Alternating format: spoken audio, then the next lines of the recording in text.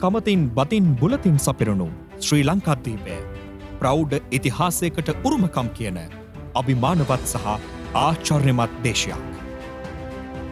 පෘතුගීසි ලන්දේසි හා ඉංග්‍රීසි විදේශ ආක්‍රමණවලට පසුව මුළු රටටම බලපෑ යුද්ධයක් වූයේ නම් ඒ LTT ත්‍රස්තවාදයයි.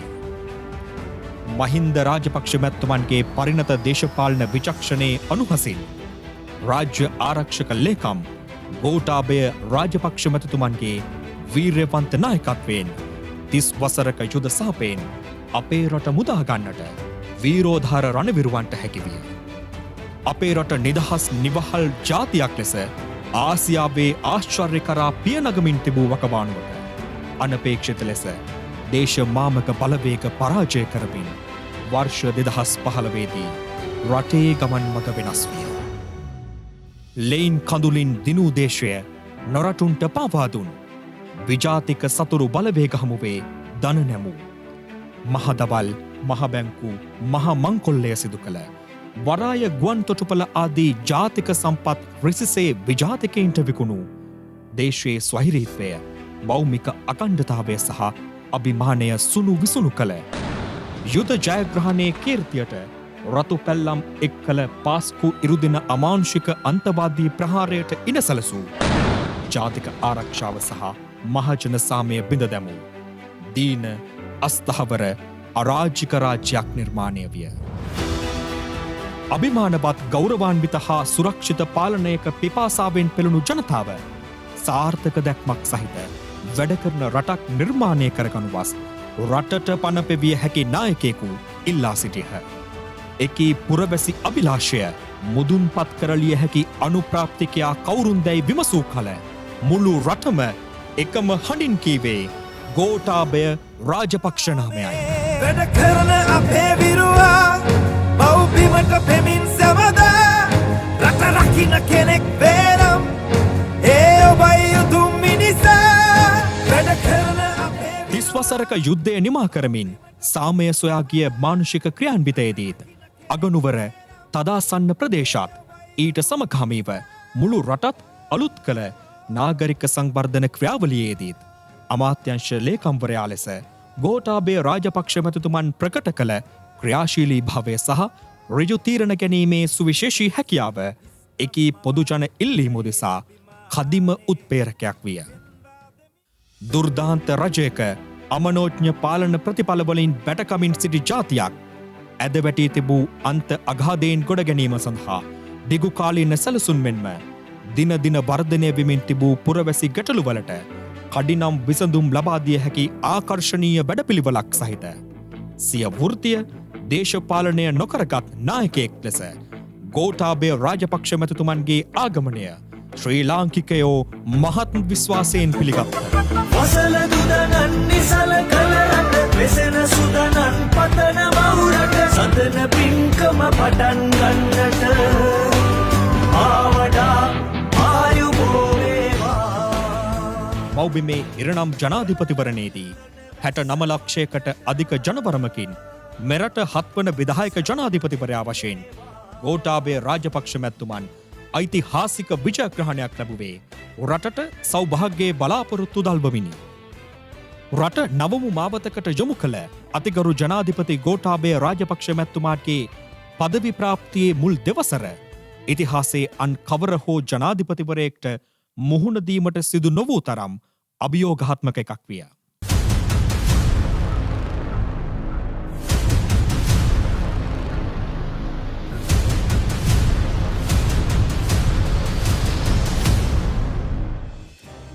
චීනයේ වූහාන් නගරයෙන් ආරම්භ වී මුළු ලොවම වෙලාගත් කොවිඩ්-19 වසංගතය පාස්කු ප්‍රහාරය හේතුවෙන් බිඳවැටී තිබූ මෙරට ජාතික ආර්ථිකයට මරු පහරක් විය. වෛරසය රටට ඇතුළුවීමටත් පෙර ඊට මුහුණ දීම සඳහා සැලසුම් සකස් කෙරින. ඒ සඳහා ජනාධිපති කාර්යසාධක බලකායක් පිහිටුවීමට දුර දකින නායකයෙක් ලෙස අතිගරු ජනාධිපතිතුමා කඩිනම් පියවර ගත්තේය. පළමු අභියෝගය වූයේ වූහාන් නගරේ මරණ බියෙන් මිරිකී සිටි සියලු ශ්‍රී ලාංකිකයින් මව්බිම වෙත ගෙන්වා ගැනීමයි.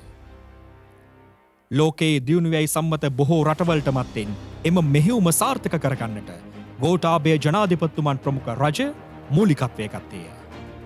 අවාසනාවන්ත ලෙස වෛරසය රටට ඇතුළු වූ පසු ජනාධිපතිතුමන් ප්‍රමුඛ රජය දෛනික රාජකාරී අතරින් වැඩි අවධානයක් යොමු කළේ කොවිඩ් මර්ධන කාර්යසාධක බලකායේ මෙහෙයුම් සඳහායි.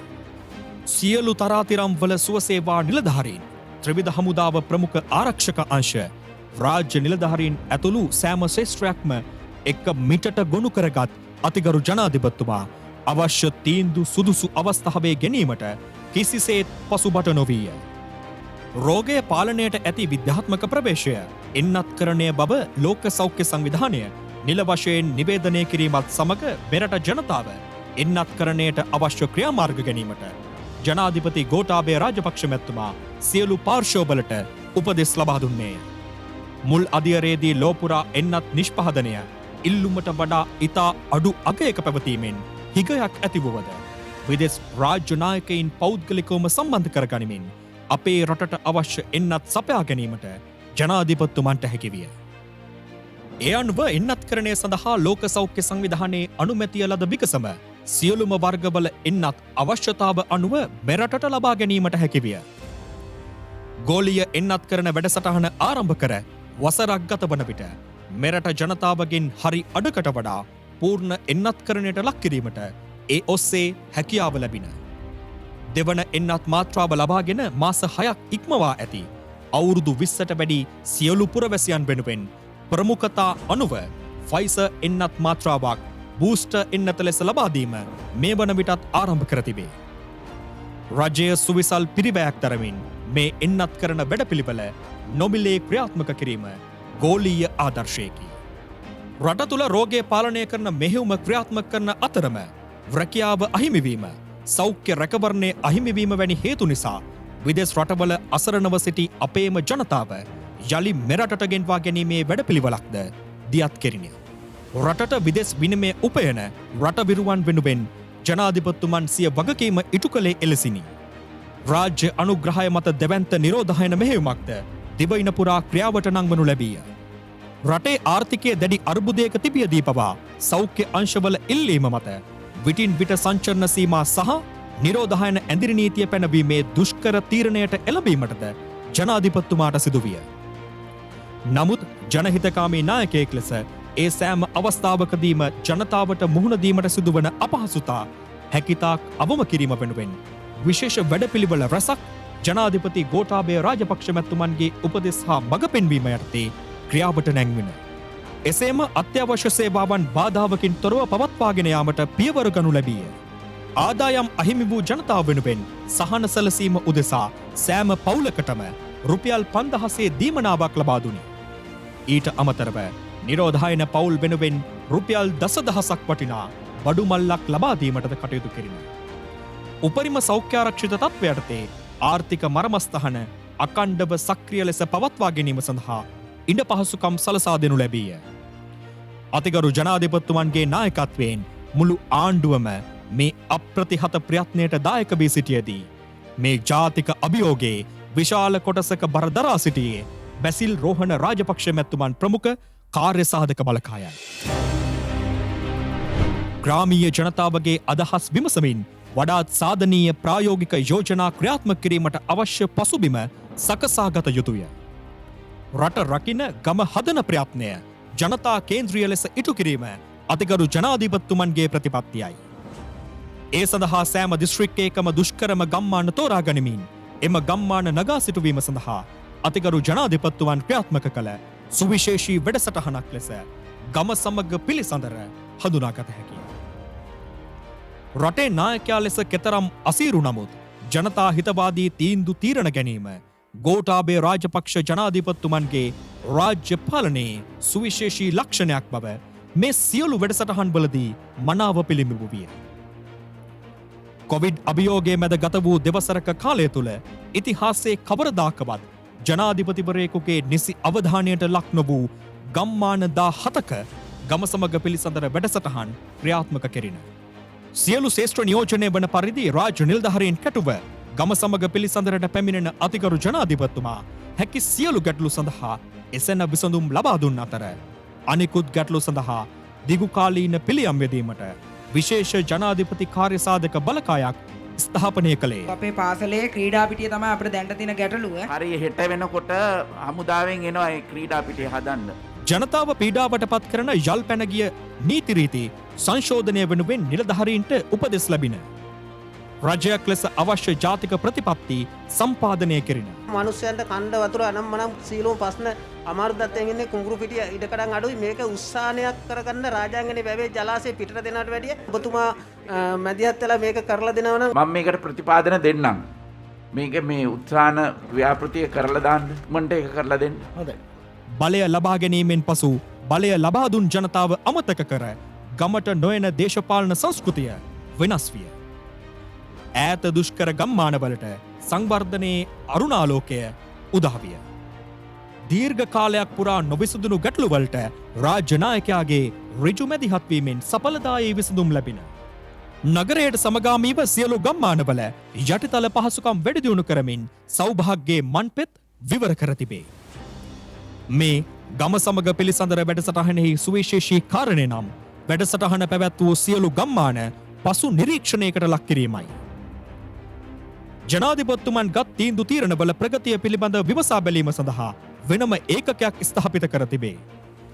එසේම ගෝඨාභය රාජපක්ෂ මැතිතුමන්ද එම සියලු ගම්මානවල ප්‍රායෝගික ප්‍රගතිය සොයා බැලීම සඳහා නැවත නිරීක්ෂණ චාරිකාවක නිරත වේ. යහපාලන ආණ්ඩුව විසින් සුණු කළ ආර්ථිකය යළි නගා සිටුවීම ගෝඨාභය රාජපක්ෂ ජනාධිපතිතුමන් මුහුණ දී සිටින දුෂ්කරම අභියෝගයකි. එහිදී රාජ්‍ය වියදම් අඩු කිරීම සම්බන්ධයෙන් තමාම නිදසුනක් බවට පත්වෙමින් ජනාධිපතිතුමා ගිය වසරට සාපේක්ෂව ඉදිරි වසර වෙනුවෙන් ජනාධිපති වැය ශීර්ෂයෙන් කෝටි ගණනක ඉතිරියක් සිදු කර තිබේ. එමෙන්ම පරිවාර රථ අවම කළ ජනාධිපතිතුමා ආරක්ෂක රථද දෙකකට සීමා කළේය. ජනතාව සැබවින්ම ඉල්ලා සිටියේ සරල අවංක නායකයෙකි. ප්‍රතිපත්තිමේ කාරණා සම්බන්ධයෙන් දැවැන්ත පෞරුෂයක් සහිත ගෝඨාභය ජනාධිපතිතුමා ඉතා චාම් චර්යාවන් සහිත නූතන නායකයෙක් බව ක්‍රියාවෙන් ඔප්පු කර තිබේ. සිය වාසය සඳහා අධික දෛනික වියදමක් සහිත කොටුව ජනාධිපති මන්දිරය වෙනුවට මිරිහානයේ පිහිටි පෞද්ගලික නිවසම තෝරාගත් අතර එසේ කළමනාකරණයෙන් ඉතිරි කළ රාජ්‍ය මුදල් සංවර්ධන කාර්යයන් සඳහා යොදවනු ලැබින. වචනයේ පරිසමාප්ත අර්ථයෙන් ගෝඨාභය රාජපක්ෂ මැතිතුමන් සිය ජනාධිපතිකම ජන සතු කර තිබේ. දිවයිනේ සෑම ප්‍රදේශයක්ම ආවරණය කරන පරිදි යටිතල පහසුකම් සංවර්ධනයේ දැවැන්ත විප්ලවයක් සියලු අභියෝග මධ්‍යයේ වුවත් පසුගිය දෙවසර තුල සිදු කෙරින. හරිත සංකල්පයේ පෙරදරි කරගනිමින් කොළඹ නගරය දකුණු ආසියාවේ අලංකාරම හා විධිමත්ම වාණිජ නගරයක් බවටත් ශ්‍රී ජයවර්ධනපුර කෝට්ටේ ප්‍රදේශය දැකුම් කළු හා ක්‍රමානුකූල පරිපාලන නගරයක් බවටත් පත් කළ අයුරින් ශ්‍රී ලංකාවේ දිස්ත්‍රික්ක 25ම ආවරණය වන පරිදි නගර අලංකරණය හා අංග සම්පූර්ණ නගර බවට සංවර්ධනය කිරීමේ වැඩසටහනක් ක්‍රියාවට නංවනු ලැබීය. එකදු ජාතික පාසලක් හෝ නොමැති ප්‍රාදේශීය ලේකම් කොට්ටාස 123ක් අපේ රටේ ඇති බව විශ්වාස කිරීමටද අපහසු විය හැකිය. ඒ සෑම කොට්ටාසයක් වෙනුවෙන්ම ජාතික පාසලක් නිර්මාණය කරමින් නිදහස් අධ්‍යාපනයේ අපේක්ෂාවන් පරිපූර්ණ කිරීම ජනාධිපතිතුමන්ගේ දැක්මයි. වාර්ෂික ඖෂධ මිලදී ගැනීමේ ක්‍රියාවලිය සඳහා අපේ රටේ මුදල් බිලියන ගණනින් වියදම් කිරීමට සිදුවිය. ඉන්දියාව පමණක් නොව බංග්ලාදේශයේ ආදී අසල්වාසී රටවල් පවා ඖෂධ නිෂ්පාදනයේ විශිෂ්ට ප්‍රගතියක් අත්කරගෙන ඇති වකවානුවක අපේ රටට අවශ්‍ය ඖෂධ අපේ රටේම නිෂ්පාදනය කරන ව්‍යාපෘති රැසක් ආරම්භ කිරීම වෙනුවෙන් ජනාධිපතිතුමන්ගේ නොමද ආශිර්වාදය හිමි විය.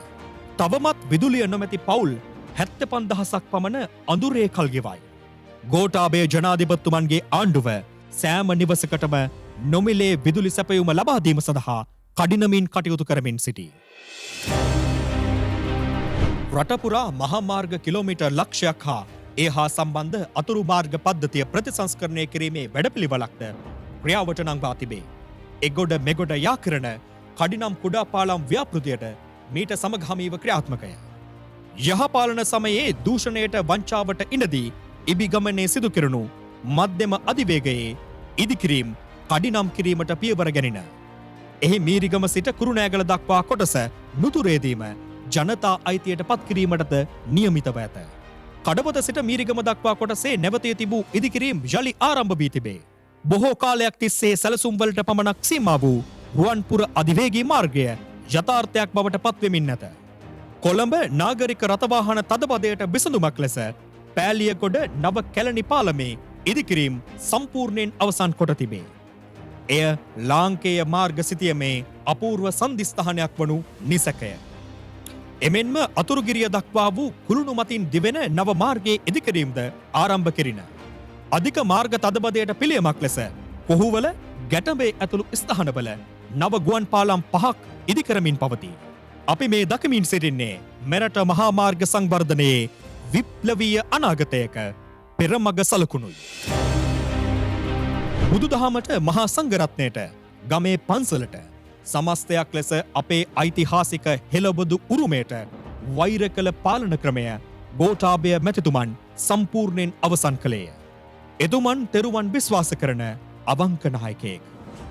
එනිසාම අනිකුත් සෑම සංස්කෘතියකම ආගමකම ජනතාවට සිය අනන්‍යතාවයන් රැකගෙන එකට ජීවත් විය හැකි සාමකාමී සමාජ වටපිටාවක් ජනාධිපතිතුමන් ප්‍රමුඛ මේ ආණ්ඩුව නිර්මාණය කර තිබේ. බෞද්ධ දර්ශනයට අනුව හැඩගැසුණු අපේ උරුමය තුළ පරිසරයට හිමිවන්නේ ප්‍රමුඛ ස්ථානයක්. පොදුවේ සෑම ආගමික දර්ශනයක්ම අතිශය පරිසර හිතකාමී පදනමක් මත විහිදී යන්නක්. ලාංකේය බහුතර ජනතාව මේ ආගමික ශික්ෂණය ලද්දෝය. නමුත් දශක කිහිපයක පටන් රසායනික පොහොර හා කෘෂි රසායන භාවිතයට අපේ මිනිසුන් හුරුවීම හේතුවෙන් ස්වභාවික පරිසරයේ ජීවගුණයට අත් වූයේ සුළු පටු හානියක් නොවේ. එලෙස විනකිරීමේ ප්‍රතිඵලයක් ලෙස රට සහලින් ස්වයං පෝෂිත කර ලක් දෙරණ පෙරදිග ධාන්‍යාගාරය බවට පත් කළ ගොවි රජවරුන්ට අද අත්ව ඇති ඉරණම ඛේදනීය වේ. වකුගඩු රෝග සහ නිල්දරු උපත් එහි දෘශ්‍යමාන ප්‍රතිඵල වේ. නිශ්චිත ගැටලුවට පිළියම් සෙවීම පසකින් තබා මෙතෙක් කල ජනප්‍රියවාදී මනාප පොරයක යෙදුණු පාලකයින් කළේ ජනතාව රෝගී වීමට හැර පසුව ප්‍රතිකාර මධ්‍යස්ථාන ඉදිකිරීමයි. අතිගරු ජනාධිපති ගෝඨාභය රාජපක්ෂ මැතිතුමන් ජනප්‍රිය නොවන නමුත් නිවැරදි තීන්දුව ඍජු ප්‍රතිපත්තියක සිට ක්‍රියාත්මක කරයි. එතුමා රසායනික පොහොර භාවිතය නවතා දමා පරිසර හිතකාමී කෘෂි කර්මාන්තයක් උදෙසා මෙරට ගොවිබිම් පරිවර්තනය කිරීමේ විප්ලවීය තීරණයට එළඹියේය. කවුරු මොනවා කිව්වත් රසායනික පොහොර ගෙන්වීම සහ මේ කෘෂිනාශක මම නවත්තනවා තව ටික දවසක්.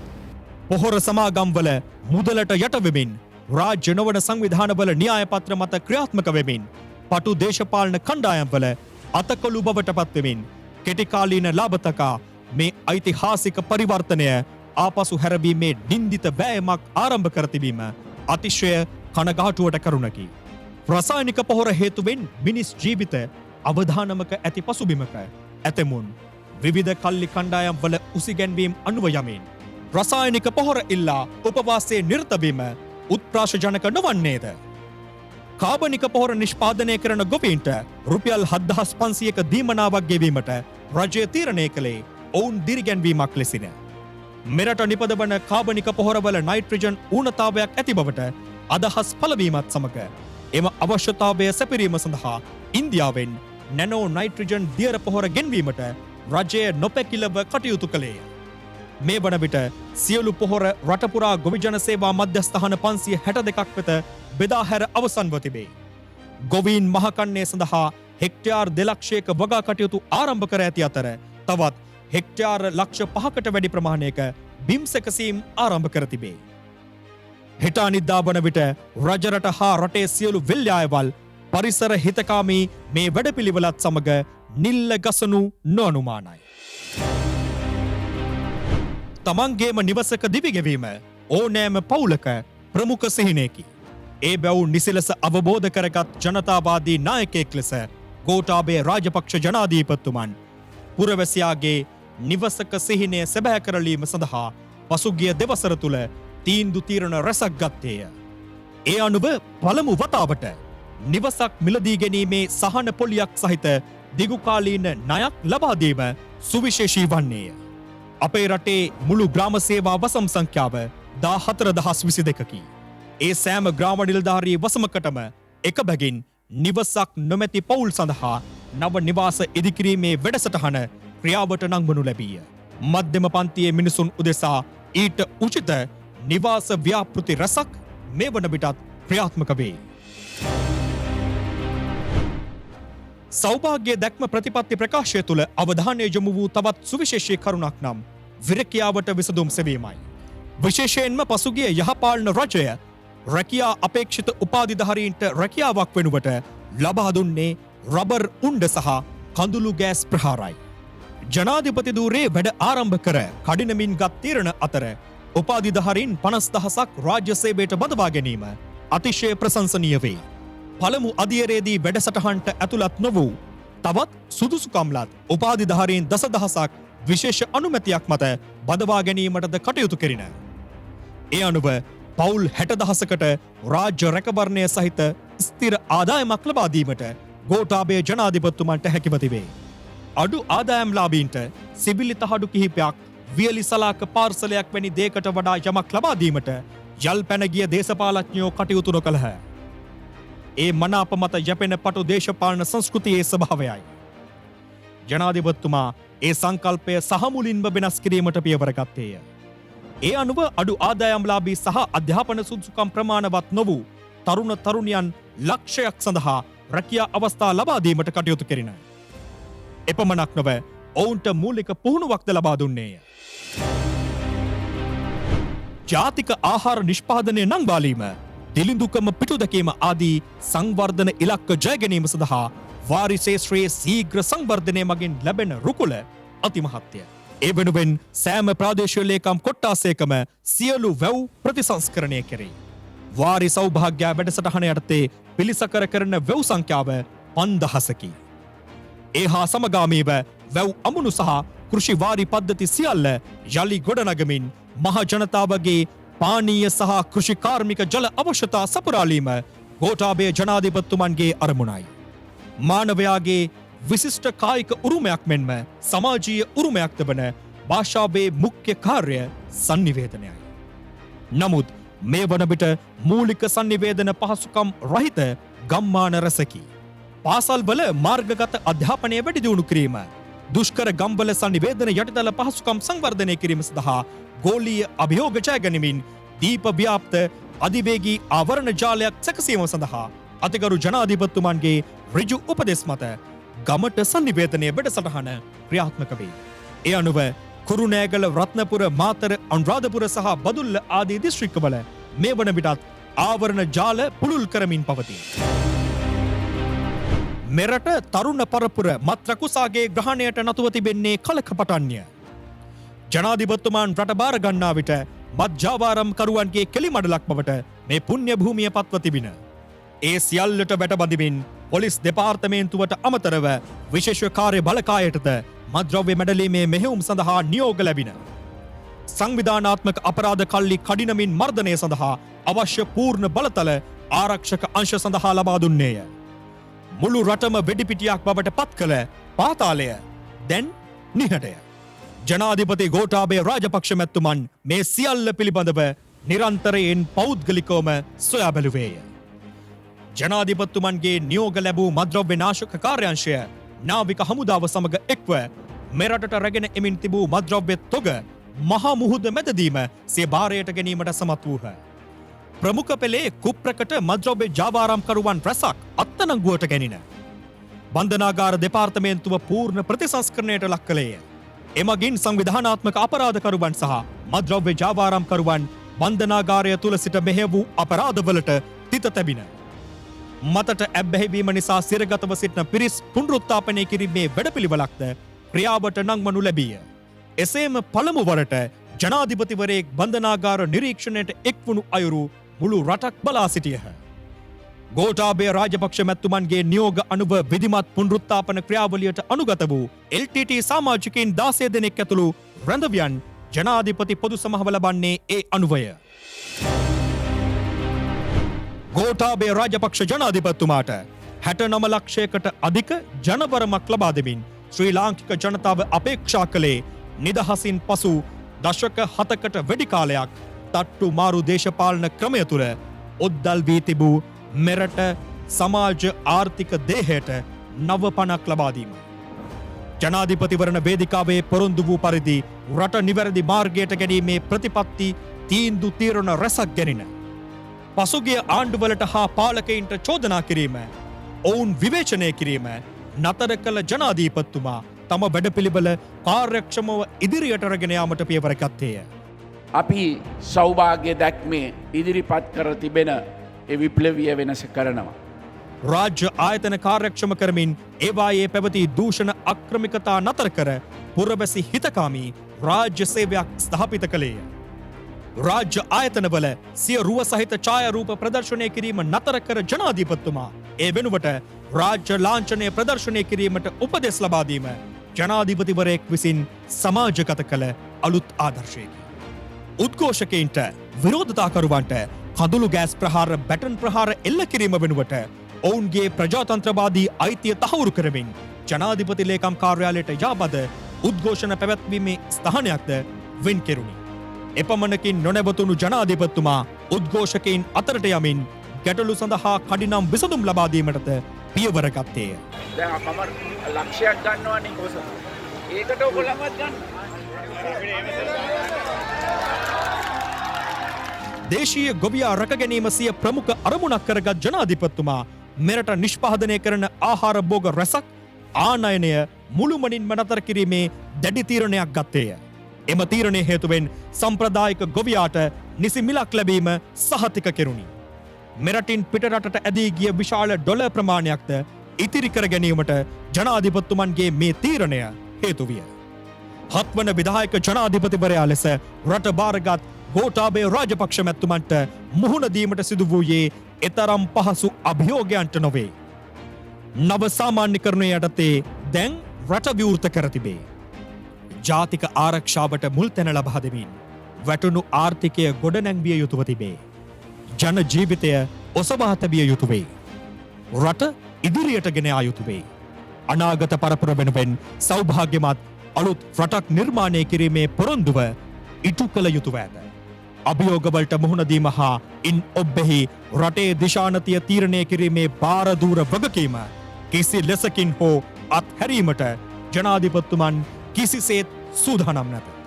අභියෝගාත්මක දෙවසරක සෞභාග්‍යයේ සලකුණු මැදින් එළඹෙන වසර ජය ගැනීමට නව ජවයකින් නැගිටින ශ්‍රී ලාංකික ජනතාව සමග එක්ව සෞභාග්‍යමත් දේශයක් ගොඩනැගීමට ජනාධිපති ගෝඨාභය රාජපක්ෂ මැතිතුමන් ගමන් අරඹා තිබේ. සියලු වාද භේද පසකලා රටම එකම අරමුණකින් එතුමන් වටා රොද බැඳිය යුතු වන්නේ එබැවිනි.